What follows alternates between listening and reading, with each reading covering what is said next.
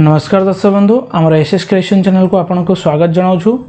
दर्शक बंधु केंद्र सरकार तरफ चाषी भाई मान एक बहुत बड़ खुशी खबर रही। दर्शक बंधु आज केंद्र सरकार जो पीएम सम्मान निधि योजना रही तार आज 4 वर्ष पूर्ति उपलक्षे केंद्र सरकार एक खुशी खबर डिक्लेरेशन करिसेंती कि आपण को पीएम सम्मान निधि किसान योजनार 13तम इंस्टॉलमेंट 27 फेब्रुआरी 2023 आपण को अकाउंट को क्रेडिट करा जिवो।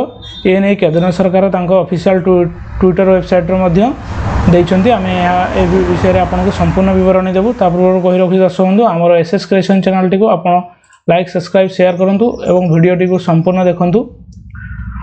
तो दर्शक बंधु ए नै केंद्र सरकार तांको ट्विटर अकाउंट जो नरेंद्र सिंह तोमर जो कृषि मंत्री रहिचंती से तांको ट्विटर अकाउंट रो मध्य एठारे मेंशन करिसंती। देखि पारथि दर्शक बंधु प्रधानमंत्री सम्मान निधि योजनार 13तम इंस्टॉलमेंट आपण अकाउंट को 27 फेब्रुआरी रे रिलीज करा जिवो। तो एक पत्रिका रे मध्य ए नै प्रकाश पाई आम आपण को संपूर्ण प्रूफ सहित देखौ दर्शक बंधु। एक पत्रिका रही हीरोभूमि पत्रिकाटे रही। पत्रिका रे आपण देखि पारथि दर्शक बंधु कि आपण एठारे देखंतु तळे एक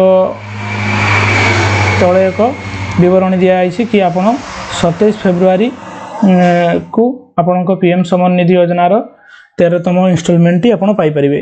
दर्शक बंधु आज 24 फेब्रुआरी पीएम सम्मान निधि योजनार 4 वर्ष पूर्ति उपलक्षे एही शुभ खबरटी आपण को